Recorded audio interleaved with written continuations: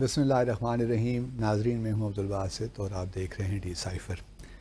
آج جب کہ ہم آپ سے بات کر رہے ہیں تو اسرائیل اور فلسطین کے درمیان جنگ چھڑ چکی ہے. اب تک کی خبروں کے مطابق تقریباً 22 سے 30 اسرائیلی قتل ہو گئے ہیں، ہلاک ہو گئے ہیں، اور تقریباً 1000 کے قریب زخمی ہیں.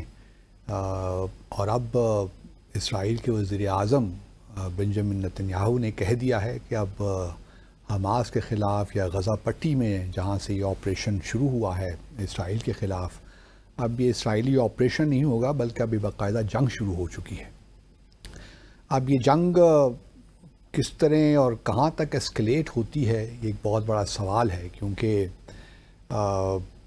ہم جانتے ہیں کہ فلسطین کا معاملہ جس طرح ہمارے ہاں جنوبی ایشیا میں کشمیر کا ایک تنازع ہے، اسی طرح مشرق وسطیٰ میں فلسطین کا جو معاملہ ہے وہ بھی اسی طرح ہی ہے. پھر شومیے قسمت دیکھیے کہ جہاں عرب دنیا اسرائیل کے ساتھ پینگیں بڑھا رہی ہے، وہاں فلسطین کا جو معاملہ ہے ایک لحاظ سے پس پشت ہی چلا گیا، کیونکہ ویسٹ بینک میں سیٹلمنٹس بھی ہو رہی ہیں یہودیوں کی، اور کوئی ہمیں نظر نہیں آ رہا کہ اسرائیلی حکومت جو ہے، خاص طور پہ بنجامن نتن یاہو کی حکومت، وہ 2 اسٹیٹ سلوشن کی طرف واپس آئے گی. اگر وہ واپس آ بھی جائے تو اس کی کیا ضمانت ہے کہ فلسطینی جو ریاست ہے وہ قائم ہو جائے گی؟ کیونکہ اس وقت جو اسرائیل کے اندر ایک مزاج ہے وہ ہم سب جانتے ہیں. فار رائٹسٹ جو ہے، آپ یوں کہہ لیجیے کہ جو ایکسٹریمسٹ ہیں ان کی اس وقت حکومت ہے، اور پھر نتن یاہو اس وقت کرپشن میں گھرے ہوئے ہیں، ان کے خلاف کیسز بھی ہیں. تو نتن یاہو کو تو یہ سوٹ کرتا ہے کہ ایک وار ہسٹیریا کریٹ کریں حماس کے خلاف غزہ پٹی میں، جہاں تقریباً 20 لاکھ سے زیادہ اس چھوٹی سی پٹی میں رہتے ہیں. اور اگر آپ یہ نقشہ دیکھیں تو بڑا زبردست، یہ انٹرسٹنگ نقشہ ہے. غزہ پٹی کے ارد گرد بالکل اسرائیل ہے، ایک طرف سمندر ہے، باقی وہ جو فلسطین کی دوسری ویسٹ بینک ہے اس سے بالکل کٹا ہوا ہے، اس کے درمیان اسرائیل آ جاتا ہے. تو اب دیکھتے یہی ہیں کہ اسرائیل آیا اس وار تھیٹر کو غزہ پٹی تک محدود کرتا ہے، یا ہو نوز کچھ ایران کی جو ہے جہاز ہیں ان کے خلاف بھی کوئی ایکشن ہوتا ہے پرشین گلف میں، ہارموز اسٹریٹ میں خاص طور پہ. تو بہت سے اس میں ایشوز ہیں، اور میں کہنا یہی چاہتا ہوں کہ جو آزادی کی تحریکیں ہوتی ہیں ان کا وقتی طور پہ دبا تو سکتے ہیں، لیکن ان کو مکمل طور پہ ختم نہیں کیا جا سکتا. یہ اسرائیل کو بھی سمجھنا ہے اور بھارت کو بھی سمجھنا ہے. ٹھیک ہے، ان دونوں نے ایسے ایسے اقدامات لیے، ان کا گٹھ جوڑ بھی ہے، اور انہی کی وجہ سے مشرق وسطیٰ میں بھی سیریس ایشوز ہیں، پائیدار امن وہاں بھی نہیں آ سکا، اور اسی طرح جنوبی ایشیا میں بھی بھارت کی ہٹ دھرمی کی وجہ سے کشمیر کا تنازع حل نہیں ہو پا رہا، یہاں بھی پائیدار امن نہیں آ رہا. تو ان دونوں جو طاقتیں ہیں، چونکہ ان کو امریکہ کی آشیرواد بھی حاصل ہے، یہ ایک بہت بڑا ایشو، الگ ایشو ہے. اور لیکن میں سمجھتا ہوں کہ مسلم دنیا کو، عرب دنیا کو خاص طور پہ فلسطین کے مسئلے میں ذرا ری وزٹ کرنا چاہیے. کیا ابراہیم ایکارڈز جو 2018 سے شروع ہوئے، اس نے کچھ ہیلپ کی فلسطین کے معاملے کو حل کرنے کے لیے، یا مزید پیچیدگیاں پیدا کر دیں؟ کیا اسرائیل کے تعلقات، بڑھتے ہوئے تعلقات عرب دنیا کے ساتھ، کوئی مثبت اس کے نتائج نکلے فلسطین کے لیے؟ اب تک جو ہم نے دیکھا اس سے تو ہمیں کوئی، اور چونکہ پھر 1973 کی جو یوم کپور وار تھی، اگر آپ دیکھیے وہ بھی 6 اکتوبر کو شروع ہوئی تھی، اور آج جو حماس نے حملہ کیا ہے یہ بھی 7 اکتوبر کو ہی ہوا ہے، ہفتہ کا دن تھا. اور ہفتے کا دن آپ جانتے ہیں کہ یہودیوں کے لیے جس طرح ہمارے ہاں جمعہ کا دن ہے، اس طرح ان کے لیے ہفتے کا دن ہے. تو بس دیکھنا یہی ہے کہ آگے حالات کس طرح چلتے ہیں. آج کا یہ میرا موضوع نہیں تھا ہمارے ڈی سائفر کا، لیکن چونکہ آج یہ ایک بڑا اہم واقعہ ہوا تو میں نے کہا کہ میں ابتدا اسی سے ہی کر لیتا ہوں. لیکن آج میں چاہوں گا کہ ڈی سائفر میں ہم تھوڑا سا کوشش کریں کہ سنٹرل ایشیا، وسطی ایشیا کے ساتھ پاکستان کے تعلقات جو ہیں، کیونکہ جب سوویت یونین ٹوٹا 1990 میں تو ایک بڑا یوفوریا تھا کہ جی اب ہمارے تعلقات زبردست ہونے والے ہیں سینٹرل ایشین ریپبلکس کے ساتھ. ہم نے یہاں سے ڈیلیگیشنز بھی بھجوائے اور بڑا ایک لحاظ سے، لیکن پھر نہ جانے کیا ہوا کہ وہ مومنٹم ہم سسٹین نہیں کر پائے. اور اس کی بہت سی وجوہات ہیں. تو اس معاملے کو پاکستان اور وسطی ایشیا کے جو ممالک ہیں ان کے ساتھ تعلقات کو سمجھنے کے لیے آج میں نے اپنے بہت ہی اچھے کلیگ اور دوست ان کو یہاں مدعو کیا ہے ڈی سائفر میں. ان کا نام ہے امبیسڈر خالد عثمان قیصر. یہ ہم دونوں تقریباً ایک ہی سال ریٹائر ہوئے جی, اور یہ بہت جگہ سفیر بھی رہے, تاجکستان میں, آذربائیجان, اور پھر گریس میں بھی ہمارے سفیر رہے, اور پوسٹنگز انہوں نے اوبیسلی 35-36 سال کا سفارتکاری کا تجربہ ہے, اور بہت سی جگہوں پہ انہوں نے پوسٹنگ کی, تیونس, لنڈن, بوڈاپیسٹ, برلن, اور پھر یہاں دفتر خارجہ میں یہ north Africa, middle east, ECO, west Asia, اور رہے ڈی جی بھی رہے, اور DGFSA جو ہمارا فورن سروس اکیڈمی ہے اس کے ڈائریکٹر جنرل بھی رہے, اس کی سربراہی بھی انہوں نے کی. تو ایک بڑا وسیع تجربہ ہے, اور ان کا خاصہ یہ ہے کہ ویسے تو ہم سبھی سفارتکار ہیں لیکن انہوں نے سفارتکاروں کو ٹرین بھی کیا ہے خالد. یہ زبردست آپ کا ایک, میں سمجھتا ہوں کہ ایک خاصہ ہے آپ کا. اچھا, اب سینٹرل ایشیا, کیونکہ آپ تاجکستان میں سفیر رہے ہیں اور مجھے آپ کی میزبانی کا مطلب مہمان نوازی آپ کی ہم نے دیکھی ہے, یو آر این امپیکیبل ہوسٹ. مجھے بھی تاجکستان جانے کا اتفاق ہوا. میں پہلے آپ سے یہ سمجھنا چاہتا ہوں کہ 90s کے اوائل میں ایک بڑا, جس طرح میں نے پہلے کا یوفوریا تھا کہ جی بس سب لینڈ لاکڈ ایریا ہے, پاکستان ایکسیس ہے, پورٹ ہماری ہوگی اور مزے ہی مزے ہیں. وہ کیا ہوا, وہ کس طرح آغاز ہوا, ہم نے ڈیلیگیشن بھجوائے, کیا ہوا اس دوران؟ اگر ہم جنرلی آپ ایک نقشہ ہمارے لیے کھینچ دیں تو پھر ہماری ڈسکشن آسان ہو جائے گی. Thank you very much. سب سے پہلے تو میں آپ کا بہت شکریہ ادا کرتا ہوں کہ آپ نے you got me in your show. Thank you very much. جو سب سے یونیک چیز, ایک دو چیزیں میں observation I want to share with you. جو سب سے یونیک چیز مجھے لگی آپ کے پروگرام کی, جو آپ نے اس کا نام رکھا ہے ڈی سائفر. اچھا. آپ کے جو ویورز ہیں ان کو یہ پتہ چل گیا ہوگا کہ سائفر اصل چیز نہیں ہوتی, اصل چیز ہوتی ہے کہ اس کو ڈی سائفر کیسے کریں. یہ آپ نے اچھا نقطہ اٹھایا بھائی آج. یہ اصل چیز یہ ہوتی ہے کہ اس کو ڈی سائفر کیسے. تو آج جیسے کہ آپ نے کہا تو وی ول ٹرائی کہ پاکستان اور سینٹرل ایشیا کے جو ریلیشنز ہیں ان کو ڈی سائفر کیا جائے. بالکل سمجھا جائے کہ کیا ایشوز ہیں, کیا چیزیں ہیں. اس سلسلے میں دو چیزیں بڑی امپورٹنٹ ہے سمجھنے کے لیے. پہلی چیز یہ ہے کہ اگر ہم ہسٹری کے اوپر تھوڑا سا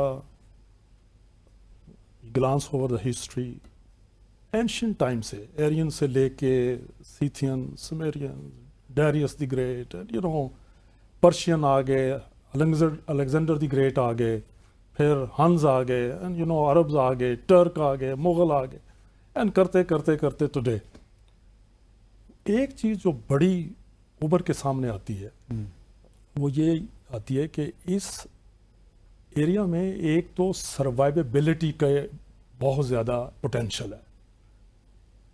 کلائمیٹ ہو, جنگیں ہوں, کسی بھی قسم کے حالات ہوں, لوگ سروائیو کر جاتے ہیں. ریزیلینس ہے اس میں, ریزیلینس بہت ہے اوکے. اس پورے علاقے میں. اگر یونیسکو کا نقشہ دیکھیں تو اس میں جو سینٹرل ایشیا ہے, پاکستان کا بھی ایریا انہوں نے اس کے اندر شامل کیا ہوا. ٹھیک. دوسری چیز یہ ہے کہ جو ہمارا جینیٹیکل میک اپ ہے, لک ایٹ آور فیسز, ہمارے فیچرز, ہماری کمپلیکشن, پرٹیکولرلی جو لوگ ہمارے خیبر پختونخوا, ناردرن ایریا, پنجاب اور بلوچستان کے علاقے کے لوگ ہیں, تو جینیٹیکلی ہمارا جو لنکیج ہے وہ سینٹرل ایشیا سے ہے اور ویسٹ ایشیا سے ہے. ٹھیک. لیکن پولیٹیکلی ہم لوگ انٹینگلڈ ہیں ساؤتھ ایشیا کے اندر. جب ہمارا جینیٹیکل میک اپ وہ ہے تو دوسرے لفظوں میں یہ بات ہوئی کہ ہمارا وے آف تھنکنگ بھی ان سے ملتا جلتا ہے. اور ڈیورنگ مائی اسٹے میں نے کچھ آبزرو کیا کہ ہماری بری عادتیں بھی ان سے کافی ملتی ہیں. اچھا, مثلا ایک دو بتا دیجیے ہماری ناظرین کی. سب سے پہلی چیز تو یہ ہے کہ ہماری جیب میں 100 روپیہ ہوتا ہے لیکن ہم 200 خرچ کر دیتے ہیں. اچھا, جو آج کل ہمارے ملک میں بھی جو ہمارے ملک کے حالات. ٹھیک ہے. تو ان میں یہ عادت پائی جاتی ہے. ٹھیک.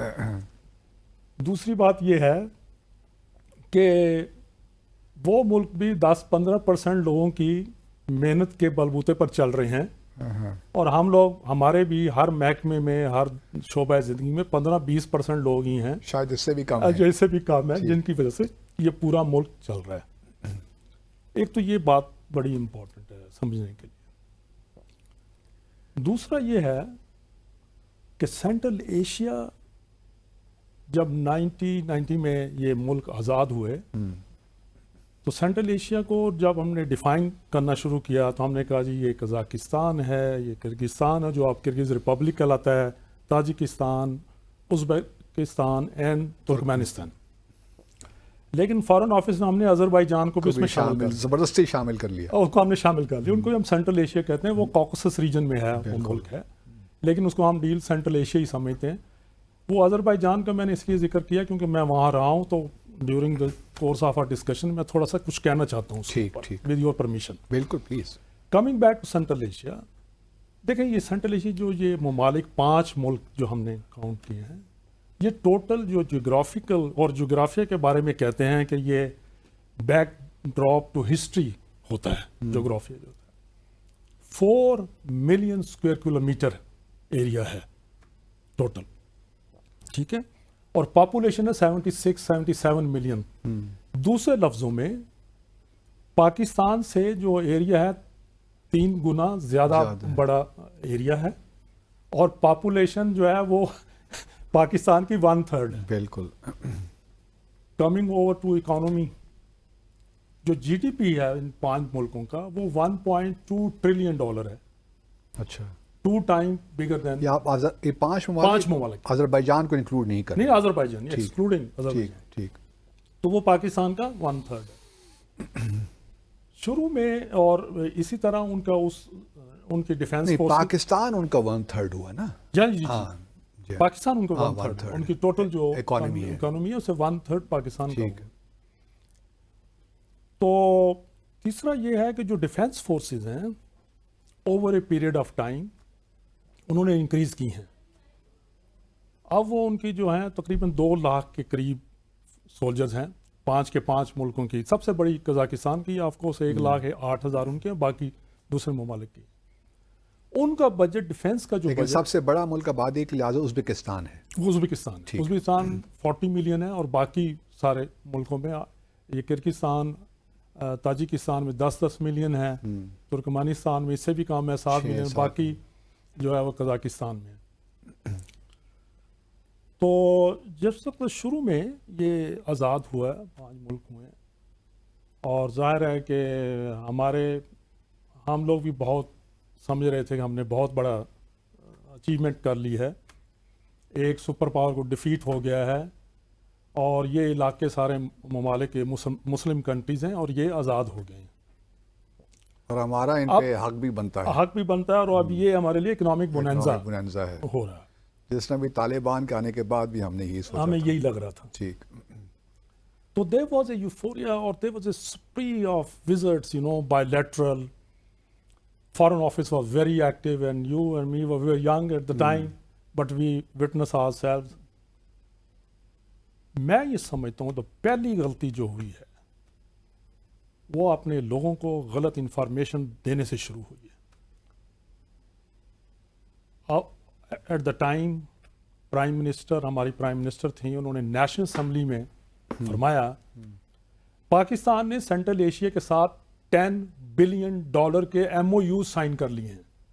MOU جتنے سائن کروا لیں آپ، thereby creating an impression, false impression that بہت سارا جو ہے نا وہ تو بزنس ہونے والا ہے، بالکل، وداؤٹ ریئلائزنگ کہ شروع میں تو ہم ان سب کو پیسے دے رہے تھے۔ اور پاکستان میں ایک بہت بڑا یہ ایشو ہے کہ ایزی منی کا جو کلچر ہے ہمارا، جو ہمارے ڈیسیجن ہوتے ہیں وہ اس بنیاد پر نہیں ہوتے ہیں کہ یہ پیسہ اس لیے دے رہے ہیں کہ یہ اس کا کوئی لانگ ٹرم ہمیں فائدہ ہونے والا ہے، بلکہ اس لیے دیے جاتے ہیں تو ہم بھی تو لے ہی رہے ہیں نا۔ اچھا ٹھیک۔ تو جو مائنڈ سیٹ ہے وہ ایک بہت بڑا ہرڈل ہے۔ اچھا، تو اب کیا ہوا کہ وہ آنا جانا شروع ہو گیا، PIA کی فلائٹس شروع کی گئیں، بالکل، اور تاشقند جا رہی ہیں، الماتی جا رہی ہیں، اور دوشنبے بھی تھیں، دوشنبے بھی تھی، دوشنبے بھی، اوکے. فلائٹس آ رہی ہیں جا رہی ہیں، 5-7 مسافر جا رہے ہیں جہاز میں، 8-10 مسافر آ رہے ہیں. تو دس از دا وے اس لیے تو پی آئی اے کا یہ حال ہوا ہے. یہ اسی لیے یہ حال ہوا. اس کے بعد یہ ہوا کہ جس وقت پھر مشنز کھولے گئے، وہ تو ٹھیک ڈیسیشن تھا. ہاں وہ ٹھیک ڈیسیجن تھا. تو سبسیکوینٹلی جب ایم او یوز وغیرہ سائن ہو گئے اور یہ کرنا شروع ہو گیا، تو وہ لوگ یہ دیکھ رہے تھے کہ ویل ٹائم ہیز کم. جس چیز کے لیے یہ ریزسٹ کر رہے تھے کہ ہم لوگ وارم واٹر میں نہ پہنچیں اور آپ تو یہ دعوت دیں گے کہ آ جائیں آپ پلیز، اور وہی ہوا. الٹیمیٹلی وہی ہوا کہ آپ ہم منت کر رہے ہیں کہ پلیز آ جائیے، لیکن وہ آ نہیں رہے. وہ آپ آ نہیں رہے. وہ ہوا یہ کہ جس وقت یہ سارا شروع ہوا تو سون آفٹر 1989 میں کشمیر میں ڈیولپمنٹ ہو گیا. ٹھیک. اور وہاں پہ بھی ایک میڈنس آف پالیسی، ایک رانگ اسٹریٹجک ڈیسیجن لیا گیا کہ بھئی وہ اپرائزنگ ہو گیا، انڈیجینیس ہے، ٹھیک ہے، وہ سپریس ہو رہا ہے، تو اس کو ہینڈل کیسے کرنا ہے. اس کا اپرائز ہونا کوئی اتنا غلط نہیں تھا. ظاہر ہے جب ایک علاقے میں ان کے رائٹس کو سلب کیا جا رہا ہے، ان پہ ظلم کیے جا رہے ہیں، ان کو جیلوں میں ڈال دیتے ہیں، یہ جب ڈیموکریٹک سارے راستے بند ہیں، تو ظاہر ہے کہ انہوں نے یہ کیا تھا. لیکن اس کو جو ہینڈل کرنا تھا وہ ہمارے اسٹریٹجسٹ فیل ہو گئے. اف یو آسک می، ٹھیک. وہ ہوا یہ کہ انہوں نے کہا ٹھیک ہے اب یہ لوگ ٹرینڈ ہیں اور یہ کافی، تو ان کو ادھر ڈائریکٹ کر دیتے ہیں. تو وہ لوگ آ کے وہ کشمیریوں کے ساتھ ملنا شروع ہو گئے. Soon after that with in 2-3 years central Asia نے فوراً یہ ریئلائز، اور پھر اس کے بعد 94 میں جو ہے وہ اس میں مثال کے طور پر وہ ازبکستان اسلامک موومنٹ وغیرہ کے بھی لوگ وہ میں آتا ہوں اس کی طرف. اچھا. تو تاجکستان میں خانہ جنگی شروع ہو گئی. جی ہاں. پریزیڈنٹ امام علی رحمان جو اس وقت سے ابھی تک صدر ہیں، وہ کہتے ہیں کہ جی میں ایز اے سویلین لیڈر ہاتھوں پہ لاشیں لے کر پارلیمنٹیرین کی دوشنبے میں پھرتا رہا ہوں. ٹھیک ہے، آپ مجھے ڈیموکریسی نہ سکھائیں. اب 2000 میں 2007 میں مجھے پتہ ہے. ٹھیک ہے. اور یہی ان کے سارے علاقے میں ایک یہ ہے کہ وہ اتھارٹیرین سول رولز ہیں. ٹھیک ہے. ابھی آپ کو پتہ ہے نور سلطان تھے قزاقستان میں، وہ 20 سال انہوں نے رول کیا، اور اب تو ان کے نام پہ شہر ہی بنا دیا. اب شہر بنا دیا ہے نور سلطان. وہ ابھی پھر دوبارہ سننے میں ڈبیٹ ہو رہا ہے کہ دوبارہ اس کو جو آستان نہیں کہنا شروع کر دیں. اچھا، نور سلطان سے پھر آستان. پھر ہاں، وہ ابھی ان کے جو نئے قاسم جو پریزیڈنٹ انہوں نے یہ اسٹیٹمنٹ. اچھا. ازبکستان میں اسلام کریم آف 20-25 سال بیٹھے. قربان صاحب بیٹھے ہوئے ہیں ترکمانستان میں، اب ان کا بیٹا ہے 20-25 سال سے. کرگز میں شاید کچھ حالات، کرگستان میں کیونکہ وہ شروع میں ریولوشن آ گیا 2010 میں، جس کو 2005 میں پہلے آیا، جس کو ٹیولپ کا نام دیا گیا. پھر اس کے بعد 2010 میں آ گیا ریولوشن، تو وہ اس کو کہہ رہے تھے یہ اس کا نام کرگستان ریولوشن ہے. پھر اس کے بعد ابھی بھی ریسنٹلی بھی 2019 میں وہاں پہ وہ تھوڑے سے، لیکن وہ آؤٹ آف پاورٹی لوگ ڈپریسڈ ہیں. اور دوسرا ایک اور بڑا پرابلم ہو رہا ہے جو میں کہنا چاہ رہا تھا کہ سوسائٹی کے میک اپ میں ان کے ہاں یا امیر لوگ ہیں یا غریب لوگ ہیں، مڈل کلاس آلموسٹ مسنگ ہے. اچھا. اب ہماری ٹریجڈی بھی یہ ہو رہی ہے کہ مڈل کلاس ہمارے یہاں بھی شرنک ہوتی جا رہی ہے. ٹھیک ہے نا، یہ ایک بہت بڑا. تو پھر جب ہمارے تو ڈیلیگیشن بھی جو آئے، ایمبیسیز کھولی، پی آئی اے کی فلائٹس ہوئیں، تو اس کے بعد پھر کیا ہوا؟ ہاں میں یہ بتاؤں. اس کے بعد یہ ہوا کہ جس وقت یہ یہاں پہ شروع ہو گیا کام، تو لوگ ادھر، تو انہوں نے ایک دم ریئلائز کیا کہ we are stepping not in warm water, we are stepping in hot water. اچھا. یہاں تو پاؤں جل جائیں گے. پاکستان کے ساتھ اگر زیادہ انگیجمنٹ کیا، یہ تو کچھ، کیونکہ وہ آئی ایم یو کا جس کا آپ نے ذکر کیا، وہ ایک فرگانہ ویلی ہے. اور آپ بڑے حیران ہوں گے، ایک چھوٹا سا انسیڈنٹ مجھے یاد آ گیا کہ یہ ہمارے تقی عثمانی صاحب جائی صاحب تھے، تو وہاں پہ امام حنیفہ کے اوپر ایک کانفرنس ہوئی تاجکستان میں، تو انہوں نے پاکستان کا ڈیلیگیشن وہاں پہ لیڈ کیا. انہوں نے ان کو گوشت وغیرہ کچھ زیادہ کھلا دیا. مفتی تقی عثمانی کی بات، تقی عثمانی صاحب ہمارے، اور ان کے بہت معتقد ہیں وہاں پہ لوگ، ان کو بہت ان کی عزت تھی. اچھا. تو میں پتہ لگا کہ ہاسپٹل پہنچ گئے ہیں وہ، تو میں چلا گیا ان سے ملنے کے لیے. تو وہاں پہ میں نے دیکھا کہ 6 فٹ کے جوان باریش ینگ، اور وہ ان کے گارڈ ہیں 6 7 8 10 ایسے سیڑھیوں کے اوپر کھڑے ہیں. تو میں گیا، میں نے پوچھا سر یہ کون ہے؟ کہتے ہیں یہ میرے جاننے والے ہیں، ملنے کے لیے آئے ہیں. اور بعد میں مجھے پتہ چلا کہ وہ فرغانہ ویلی کے لوگ تھے. لوگ ہیں. تو دے آر ویری جہاں سے ظہیر الدین بابر اس طرح کے ہی ہیں، اس طرح کے لوگ ہیں. اچھا تو وہ انہوں نے ایک دم یہ ریئلائز کیا. اچھا دوسرا یہ ہوا کہ پاکستان میں کیا تھے حالات اس وقت. ہم نئے اسلامائزیشن کو چھوڑ کے تھوڑے سے ان اسلامائزیشن کی طرف جا رہے تھے، جمہوریت کی طرف رواں تھے. تو لیکن وہ اتنی جلدی جو اسلامائزیشن کا ہم نے خول اٹھایا 77 آنورڈ 10 سال تک ہمارے اوپر اسلامائزیشن رہی. تو سر اسلامائزیشن جاتے جاتے بھی اس مائنڈ سیٹ کا وہ تھا، کیونکہ جب وہ ریلیٹیولی بہت، کیونکہ ان پہ رشیا کی سویلائزیشن کا، رشیا کے اندر رہتے ہوئے ان کا بہت امپیکٹ تھا. تو وہاں پہ وہ دوسرا سوشل ایشو شروع کریٹ ہو گئے یہاں پہ پاکستان کے اندر. ٹھیک ہے، تو یہ ایک بہت بڑا ہوا کہ اس سائڈ سے یہ مطلب آپ یہ کہنا چاہ رہے ہیں کہ ہمارے ہاں جب ایک لحاظ سے ان کو کچھ تحفظات پیدا ہوئے پاکستان کے حوالے سے، عسکریت کے معاملے. مجھے ایک بریک کا ذرا کہا جا رہا ہے. ناظرین یہ مختصر سا بریک لیتے ہیں اور اس کے بعد آ کر ذرا تھوڑا سا اسپیسیفکس میں جانے کی کوشش کرتے ہیں کہ کیا وجوہات بنی، کیونکہ اس ECO بھی بن گئی تھی اسی زمانے میں، وہ بھی ناکام ہوئی. اسی کیا وجوہات ہوئیں؟ جو تعلقات ہم دیکھنا چاہتے تھے خاص طور پہ اکنامک ریلیشنز، وہ اس طرح آگے نہیں بڑھ سکے. ایک مختصر سا وقفہ لیتے ہیں، ہمارے ساتھ رہیے. ناظرین دوبارہ خوش آمدید. اچھا خالد یہ بتائیے کہ جیسے میں نے بریک میں جانے سے پہلے کہا کہ وہ کیا ایریٹنٹس تھے یا کیا امپیڈیمنٹس آپ کہہ لیجئے کہ ہم، ایک تو آپ نے بتا دیا ان کی طرف سے کچھ تحفظات تھے کہ پاکستان میں تو ہاتھ ڈالنا خطرے سے خالی نہیں ہے. کیا یہ بھی ECO کو پھر ہم کیوں نہیں چلا سکے؟ ECO کیوں آگے نہیں بڑھا؟ دیکھیں ECO کو میں نے کچھ تھوڑا سا کام بھی کیا تھا زمانے میں. ECO میں سب سے بڑی جو ایشو تھی وہ یہ ہے کہ how to bring Turkey and Iran on the same wavelength. یہ ایک میجر ایشو رہا ہے ECO کا. ECO کا سیکریٹریٹ بھی آپ کو تہران میں ہے، وہ بھی ایک شاید بہت بڑی وجہ تھی. وہ بھی ایک بہت بڑی وجہ رہی ہے. اور دوسری چیز یہ ہے کہ ایران کے ہمارے ساتھ تفاہمات تھے خاص طور پہ اس ٹائم میں، کیونکہ وہ ہم طالبان کو سپورٹ کرتے رہے ہیں اور وہ ناردرن الائنس کو سپورٹ کرتے رہے ہیں. ٹھیک ہے، اور یہی ایک وجہ تھی کہ ہمارے ساتھ ایسٹ میں جو ملک ہے انڈیا، ان کا بھی اسی لیے ان کے ساتھ زیادہ ہو گیا کیونکہ وہ بھی نارتھ الائنس تھا، ان کو وہ سپورٹ کر رہے تھے. تو ان کے جو کیونکہ آپ تو چونکہ تاجکستان میں سفیر بھی رہے ہیں، یہ جو کلیکٹو سیکیورٹی ٹریٹی آرگنائزیشن انہوں نے روس کے ساتھ کی، رشین فیڈریشن کے ساتھ، اس حوالے سے اور ہمارے روس کے ساتھ تعلقات میں وہ گرم جوشی اس طرح نہیں پیدا ہوئی بیکاز آف افغانستان ایشو ایک پرانا چل بھی رہا تھا، اور ابھی تک بھی دیکھیں نا پریزیڈنٹ پوٹن پاکستان نہیں آ سکے. تو یہ بھی اس نے بھی کوئی رول ادا کیا؟ میں آپ کو بتا رہا ہوں اس میں جو سب سے جو امپورٹنٹ چیز ہمیں نوٹ کرنی چاہیے.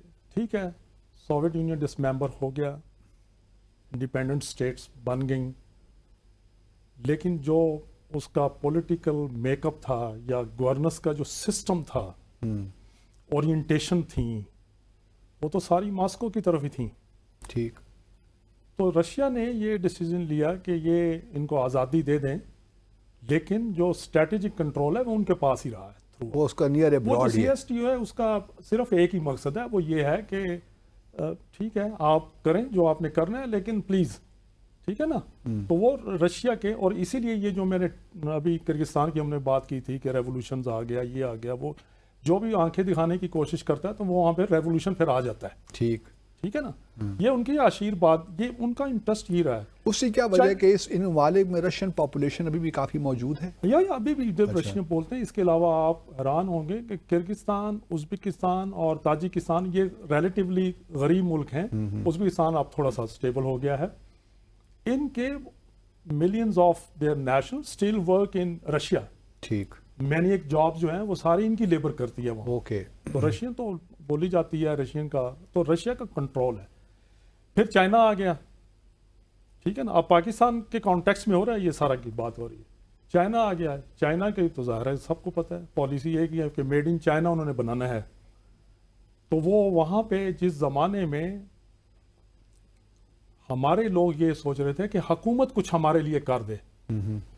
ایک ایسا ٹائم بھی تھا سینٹرل ایشیا میں جب پاکستان میں اگر ماچس جو بن رہی تھی یا آپ کے گاؤں میں بیٹھے ہوئے لوگ جو جس میں وہ گندم کو چھانتے ہیں چھلنیاں یہ جو بیسک آئٹم تھے اس کی بھی بہت بڑی مارکیٹ تھی. لائلٹن کی مارکیٹ تھی. اچھا ٹھیک ہے. دس واز اے ٹائم جب ہمارے بزنس مین یہ سوچ رہے تھے کہ حکومت ہی کچھ کر دے, پی آئی اے پہ سامان لے جائے, کچھ ہمیں وہ سوٹ کیس بزنس جو ہو رہا ہے. ہاں وہ یہ اس میں یہ. On the other hand China نے اپنے طریقے سے اس مارکیٹ کو اپروچ کی. رشیا اور چائنا میں ایک انڈرسٹینڈنگ ڈیولپ ہو گئی over a period of time کہ this will remain your backyard from the strategic point of views, اور اکنامک کا جو فیلڈ ہے وہ ہم یہاں پہ کھیلیں گے. یہ ان کا آپس میں ایگریمنٹ ہو گیا. امریکن کا جو ریلیشن شپ رہی ہے اس ریجن کے اندر during all this last 20 year وہ اسی طرح رہی ہے جیسے ہمارے ساتھ ان کا. ہمارے ساتھ تھوڑا سا زیادہ وہاں پہ ٹرانزیکشنل, ان کا بھی ٹرانزیکشنلی ان کے ساتھ لینا دینا ہوا ہے. کیسے 2010 میں انہوں نے ایک اسٹریٹجی بنائی جی, نیو سلک روڈ اسٹریٹجی. وہ کدھر گئی آپ, ویئر از دیٹ اسٹریٹجی؟ وہ صرف یہی تھا کہ 2010 میں because they had already information and they wanted کہ او بی ایل کا آپریشن کرنا ہے ایبٹ آباد میں, جس پہ 1.5 سال سے کام ہو رہا تھا. تو لہٰذا انہوں نے کہا کہ جی نیو سلک, اصل میں وہ چاہ رہے تھے کہ یہ پاکستان جب ریئیکٹ کرے گا ہمارے روٹ بند کرے گا تو ریگا جو اوپر لیٹویا کا کیپٹل ہے وہاں سے, کیونکہ ریلوے سسٹم دوشنبے تک آتا ہے. اچھا. ٹرین دوشنبے تک آتا ہے. یہ سوویت یونین کے زمانے سے تھے. تو یہاں سے ہم جو ہے وہ فریٹ اٹھائیں گے اور لے جائیں گے. آل دو انہوں نے سوچا کہ 4 گنا زیادہ پرائس. میں نے ماسکو سے دوشنبے ٹریول کیا ہوا ہے بائی ٹرین. تو آپ کو علم ہوگا اس کا, آپ کو علم ہوگا. تو وہاں سے یہ اس سسٹم ہے. بلکہ وہ میں جب جرمنی سے میری پوسٹنگ یہاں پہ ہوئی تھی تو کنٹینر اسی طرح آیا تھا.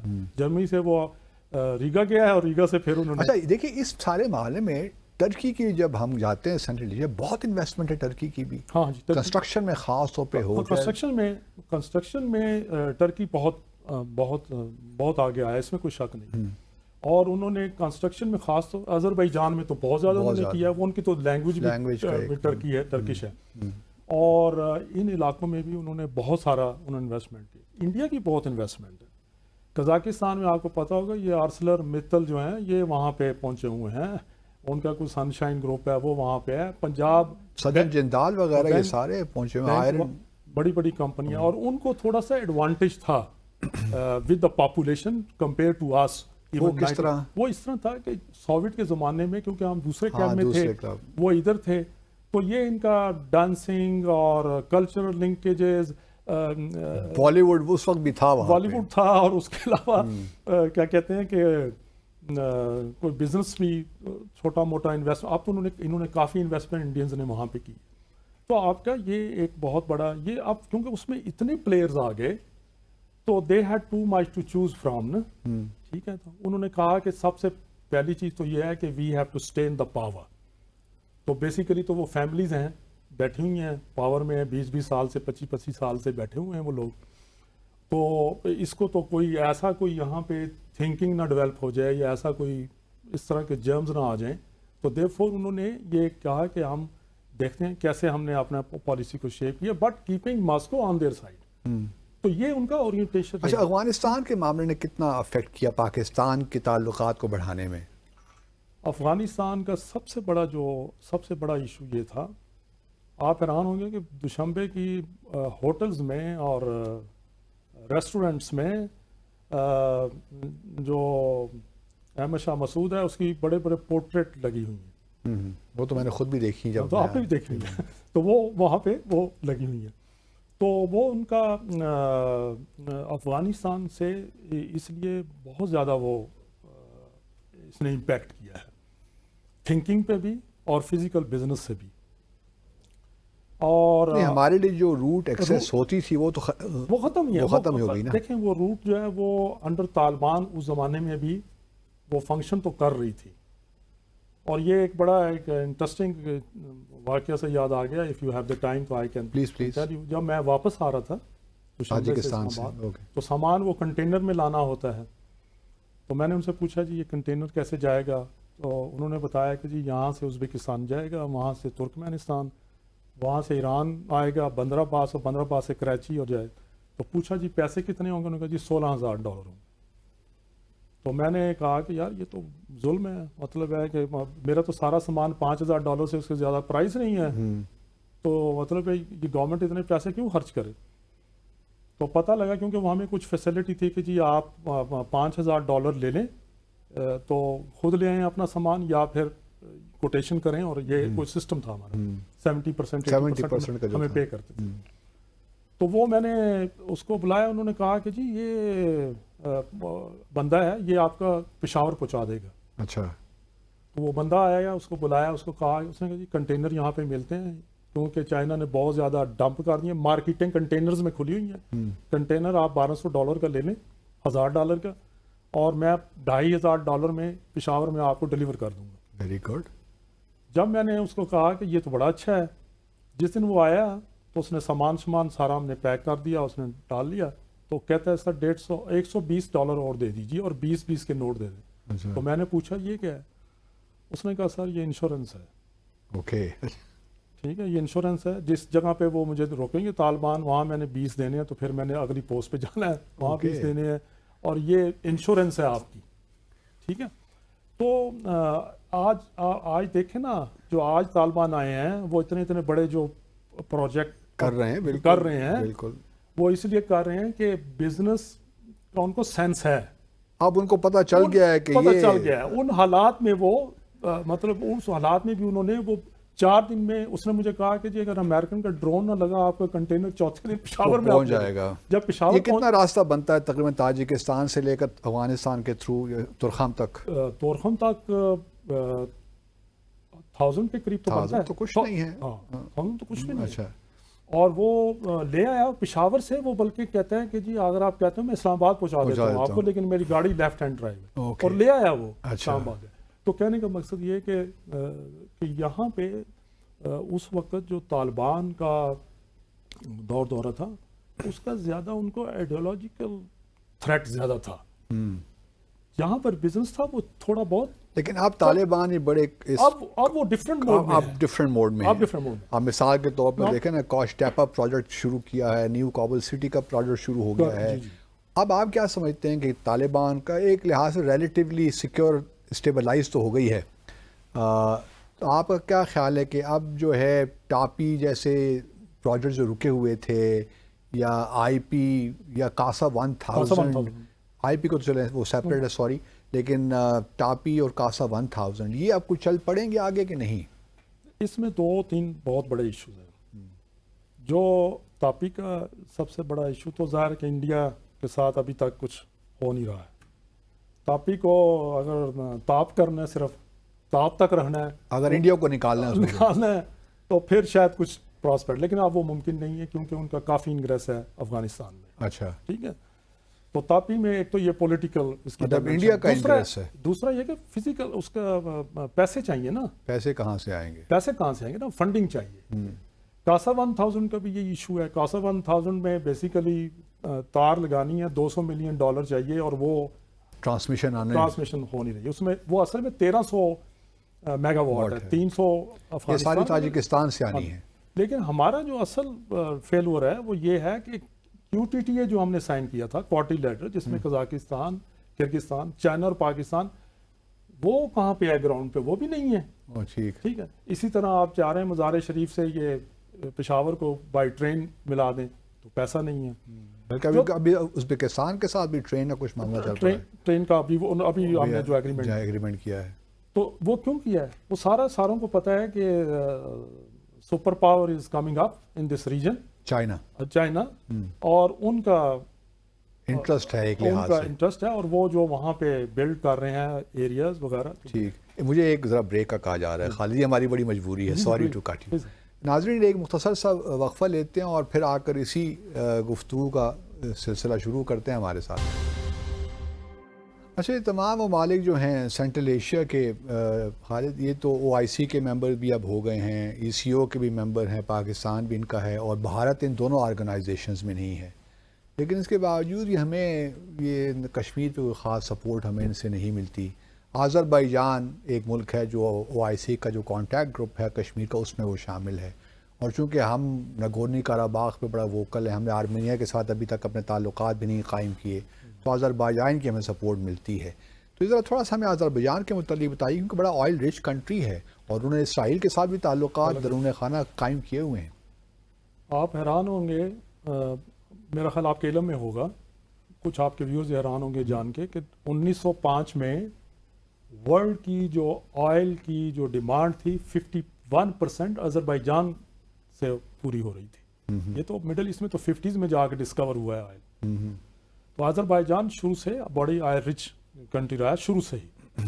اور آپ کو ایک بہت بات پتہ ہوگی کہ باکو کا ملتان کے ساتھ ایک وہ جو سلک روٹ کا جو کنیکشن تھا، وہاں پہ ایک جگہ ہے ان کے اولڈ سٹی میں، اس کا نام ہے ملتان سرائے۔ وہ اس کا وہ نام بدلتے رہتے ہیں جب پاکستانی جاتے ہیں۔ میں نے بھی اپنے سفیر سے پوچھا تو وہ کہتے ہیں ہمیں نظر نہیں آتی، حالانکہ میں نے اس میں کھانا کھایا ہوا ہے۔ ہاں، وہ اس میں یہ ہے کہ اس کا نام ملتان سرائے ہے، جب پاکستانی لوگ جاتے ہیں تو وہ اس کو ملتان کہہ دیتے ہیں، جب کوئی اور جاتا ہے اس کو کچھ اور کہہ وہ ایک ریالٹی ہے۔ آذربائیجان کو شروع میں ہم نے ہیلپ بھی دیا کی تھی اور وہ ایکنالج بھی کرتے ہیں۔ اٹ واز اراؤنڈ $150 ملین، انہوں نے بہت ابھی تک بھی وہ کرتے ہیں۔ آذربائیجان میں سمجھتا ہوں کہ ایک بہت بڑا، اور ہمارے فارن آفس کے میرے سینئر بھی میرے سے پہلے جو لے ہیں بعد میں بھی لوگ کرتے آئے ہیں کہ بھئی آذربائیجان کے ساتھ ہمارے تعلقات اچھے ہونے چاہیے جس طرح دوسرے ممالک کے ساتھ ہیں، لیکن اچھے ہونے کا مطلب یہ نہیں ہے کہ it should be a just one side show, کیونکہ انٹرنیشنل ریلیشنز میں تو انٹرسٹ وہ ہوتے ہیں۔ کشمیر پہ جو ایشوز ہیں تمام central Asia in the context of ECO OIC ہمیں سپورٹ کرتے ہیں، بائی لیٹرل کوئی اسٹیٹمنٹ نہیں دیتا ہے۔ اور ایون یہ جو یونائٹڈ نیشن کی اب G4 کی پرپوزل ہے، تاجکستان نے تو انڈیا کے ساتھ کمٹ کر لیا ہے کہ 2018 میں کہ ہم آپ کو سپورٹ کریں گے، ٹھیک ہے۔ تو آذربائیجان میں نگورنو کاراباخ کا ان کا ایشو ہے بٹوین دیم اینڈ آرمینیا، اور ان کا ایک علاقہ ہے ناخشیوان، اس کے درمیان میں وہ ہے۔ تو اگر آپ نے آذربائیجان کو ایک آذری کو اپنے آذری حصے میں جانا ہے تو وہ دوسرے ملک میں پہلے جاتا ہے، ایران میں، پھر وہ وہاں جا سکتا ہے۔ لیکن آذربائیجان کے ساتھ شاید تعلقات کی بہتر ہمارے ترکی کے ساتھ تعلقات کی جو نوعیت وہ بھی ایک وجہ ہے، وہ ایک وجہ ہے، اس میں کوئی شک نہیں ہے۔ لیکن کافی عرصے تک پاکستان، سعودی عربیہ اور ٹرکی جو ہیں وہ آرمینیا کو ریکگنائز نہیں کرتے۔ سعودی عربیہ نے بھی کر لیا ہے، ٹرکی نے بھی کر لیا ہے، ہم رہ گئے، ہم نے نہیں ان کو ریکگنائز نہیں کیا ہے۔ When I presented my credential to President Ilham Aliyev and I said کہ ہماری جو سپورٹ ہے ٹو نگورنو کاراباخ وہ بہت اسٹرانگ ہے، ہم تو ان کو ریکگنائز بھی نہیں کرتے ہیں، ان کے ملک کو ریکگنائز، لیکن آپ کی جو سپورٹ کشمیر پہ ہے وہ بڑی میوٹ ہے، تو میں نے تو کبھی کوئی اسٹیٹمنٹ نہیں دیکھا ہے۔ ہی رسپونڈیڈ کہ نو ہم سپورٹ کرتے ہیں پاکستان کو، we very much support Pakistan, if something is to be done please have a word with my foreign minister etc. تو ہی جسٹ ڈیویٹڈ، ٹھیک ہے۔ تو آذربائیجان نے بھی کبھی نہیں کشمیر کے اوپر کوئی نہیں کیا، لیکن اس سے جو بڑی امپورٹنٹ چیز ہے کہ when did he visit Pakistan? علی صاحب، ان کے والد صاحب آئے تھے جی، انہوں نے ایک رات ایک مرتبہ آئے ہیں اور اس کے بعد یہ نہیں، اور ہمارے 4-5 پریزیڈنٹ ہمارا ایکچولی ٹریڈ کتنا ہے ملا کے ان تمام سینٹرل ایشیا کے ساتھ ہمارا ٹریڈ جو ہے اس وقت 115 ملین ٹوٹل، بوتھ ویز، اور in favour of them now. اچھا، وہ ہم کیا امپورٹ کرتے ہیں ان سے؟ وہاں سے کاٹن بھی آتا ہے وہاں سے، ازبکستان سے، اب تو کاٹن بھی امپورٹ کر رہے ہیں، منرلز کر رہے ہیں، اور ٹورزم ہمارے ہاں سے زیادہ ہے ان کی طرف، ہماری طرف سے زیادہ ٹورزم ہے، اور ہماری طرف سے ان کی ارننگ زیادہ ہے ہمارے ایکسپورٹ، کیونکہ ہمارا بزنس مین جو ہے وہ ہمارا زیادہ تر اٹریکشن ازبکستان ہے، سمرقند، تاشقند وغیرہ ہمارے لیے زیادہ اٹریکٹیو ہیں پاکستانیوں کے لیے، یا باکو وغیرہ بھی لوگ بہت جاتے ہیں، میں نے سنا ہے باکو بھی جانا شروع ہو گیا، باکو میں اصل ہمارے لیے اٹریکشن ازبکستان میں ہے لوگ، کیونکہ ان کے پاس ٹورسٹ امام بخاری رحمۃ اللہ علیہ کا سمرقند ہماری تہذیب۔ So coming back to Azerbaijan پہ، تو وہ جو ہمارا جو پالیسی کا جو ہے اب وہاں پہ کچھ تھوڑا سا ڈائمینشن چینج ہو گئی ہے. اب وہ یہ ہو گیا کیونکہ انہوں نے اپنا کافی سارا علاقہ چھڑوا لیا ہے اور پاکستان ٹرکی نے بہت ان کو سپورٹ کیا ہے. تو دوسری سائڈ پہ ڈیفنس سائڈ پہ کوآپریشن کافی کلوز ہو. ہم سب کو سپورٹ کرتے ہیں, ریٹرن ہمیں کیا مل رہا ہے؟ آگے فیوچر کے بتائیے نا, ہمیں فیوچر میں کیا کرنا چاہیے ہمیں؟ دیکھیں 2-3 چیزیں بڑی امپورٹنٹ. سب سے پہلی چیز ہے please as a nation we have to change our mind set. یہ نہیں چلے گا جو 20-25 سال پہلے جو حالات تھے وہ اب نہیں ہیں دنیا میں. دنیا بدل گئی ہے. ایک نیا new way of thinking, new way of strategic reorientation چاہیے. سب سے پہلے آپ نے اس علاقے میں رہنا ہے, یہیں پہ آپ نے سروائیو کرنا ہے. ہر جو آپ کی پالیسی ہے جو فورن پالیسی ڈومین میں ہے اس کو ری وزٹ کرنے کی ضرورت ہے. پہلی بات تو یہ ہے. جو بزنس مین ہے اس کا مائنڈ سیٹ کو چینج کرنے کی بہت سخت ضرورت ہے ان کو. پہلی بات یہ ہے کہ وہ یہ سوچتا ہے کہ میرا 12-14 کروڑ روپے کا سالانہ ٹرن اوور ہے, بچے انگریزی اسکولوں میں پڑھ رہے ہیں, میں یورپ پھر آتا ہوں, بیگم صاحبہ دبئی میں شاپنگ کر لیتی ہے, بزنس کرنے کی کیا ضرورت ہے؟ بزنس کرنے کی کیا ضرورت ہے؟ اور ان کی ڈیسٹینیشن یہ ادھر مڈل ایسٹ وغیرہ ادھر ہی ہمارا کافی کچھ ہو جاتا ہے, تو ادھر وہ آتے نہیں ہیں. پہلی چیز تو یہ ہے. دوسرا یہ ہے کہ پلیز ریمین انگیجڈ. ٹھیک ہے, میں نے ابھی ذکر کیا کہ جی وہ اتنے سال سے نہیں آیا, لیکن یو انسسٹ کہ جی آپ آئیں. ٹھیک ہے, remain engage with them. This is very very important. تیسرا جو سب سے بڑا امپورٹنٹ فیکٹر یہ ہے کہ آپ ابھی بھی بہت کچھ ان کو آفر کر سکتے ہیں. آپ کرتے رہے ہیں, آپ نے ان کے ڈپلومیٹس ٹرین کیے ہیں, آپ نے ان کے ایف ایس اے میں آپ کو بالکل پروفیشنل, بلکہ میرے ٹائم میں تو سم تھنگ 30. اور یہی ہمارے لیے گڈ ول وہاں کریٹ کرتے ہیں. گڈ ول ایگزسٹ کرتی ہے. اچھا, لوگوں کے لیول پہ کرتی ہے پاکستان کے لیے گڈ ول کرتی ہے, لوگوں کے لیول پہ بھی کرتی ہے. وہ تو پالیسی لیول پہ ایک پرابلم ہو گیا نا, کیونکہ طالبان آ گئے اور وہ ان کا اورینٹیشن اور ان کے جو فیئر تھے جینون بھی تھے ان اے وے, کیونکہ ہم جو آج فیس کر رہے ہیں, تو وہ ایک ایشو تھا. لیکن پبلک میں گڈ ول ہے, ایگزسٹ کرتی ہے وہاں پہ, اس میں کوئی شک نہیں ہے. اس کو بڑھانے کی ضرورت ہے, لنکیجز بڑھانے کی ضرورت ہے. اچھا, کوئی بھی اس وقت پہلے زمانے میں تو ایئر لائنز آتی تھی پاکستان, آپ کو ایئر لائن کی کوئی ایئر لائن نہیں آتی. دیکھیں ایئر لائن اس وقت کامیاب ہوگی جب آپ ساؤتھ سے بھی اپنے تعلقات ٹھیک کریں گے اور آپ ان کو 5th فریڈم دیں گے. ایئر لائن آنے کے لیے تیار ہے, اسلام آباد کو ٹچ کرنے کے لیے تیار ہے, لیکن آپ افورڈ کر سکتے ہیں 5th فریڈم اور یا نہیں کر سکتے.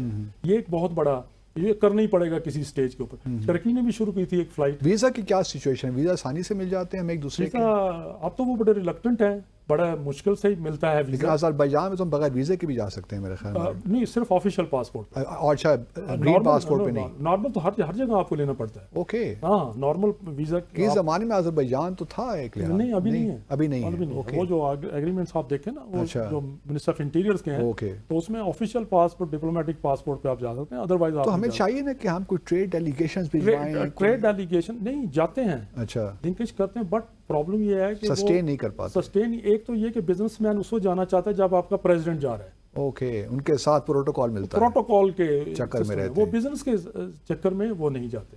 دوسری چیز یہ ہے کہ ایک جو سب سے بڑی جو پاسبلٹی ہے, میں نے جیسے آپ سے بات ہو رہی تھی کہ ہم نے جو پاکستان کی میڈ ان بس تھی وہ تو ہم نے مس کر دی ہے سینٹرل, لیکن ایک اور بس چل رہی ہے ابھی, اس کو کیچ کرنے کی ضرورت ہے. وہ کون سی ہے؟ وہ چائنا کی.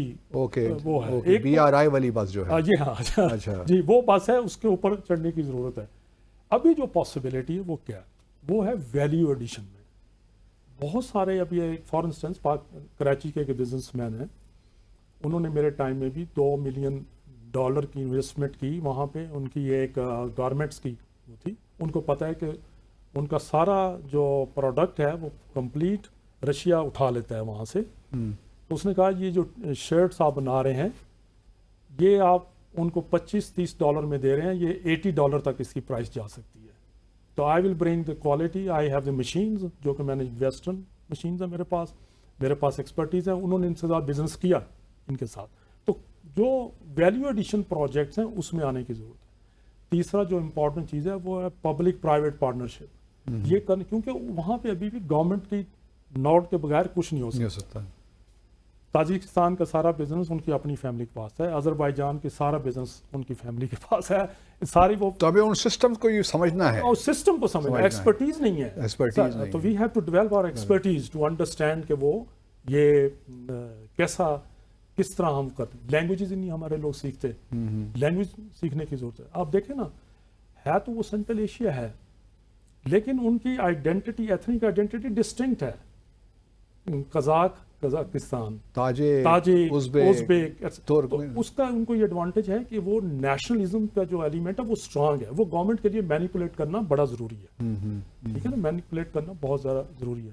تو یہ سسٹم کو سمجھنے کی ضرورت ہے، پھر اس سسٹم میں یہ کریں. اور جہاں پہ ایک بزنس مین ہمارے I will like to end here, جب میں کہتا ہوں مائنڈ سیٹ چینج کریں، تو انٹرسٹنگ سی، تو ایک بزنس مین جو وائس پریزیڈنٹ ہمارے چیمبر آف کامرس ان کے سیالکوٹ سے تھے، اور ان کا واقعہ بتانے سے پہلے ایک اور چیز میں آپ کو بس ہمارا 1 منٹ رہ گیا ہمارے پاس، کہ جو پشاور چیمبر آف کامرس ہے اس کو لیڈنگ رول لینا چاہیے. تو یہ جو بزنس مین آئے تو انہوں نے کہا کہ جی میں یہاں پہ میرج آفس کھولنا چاہتا ہوں تاجکستان میں، میرج بیورو کھولنا چاہتا ہوں، تو میں کراس میرجز کراؤں تاکہ اگلی جنریشن بہت خوبصورت پیدا ہو. ایسے یہ خالد کوئی برا آئیڈیا نہیں ہے، میں تو اس کو ہول ہارٹیڈلی سپورٹ کرنے جا رہا ہوں. لیکن کویسچن یہی ہے جس میں بیچلر صاحب نے کہا کہ institutional links, public private partnership, ان کے نظام کو ہم سمجھیں، اس طرح پھر آپریٹ بھی ہم کریں.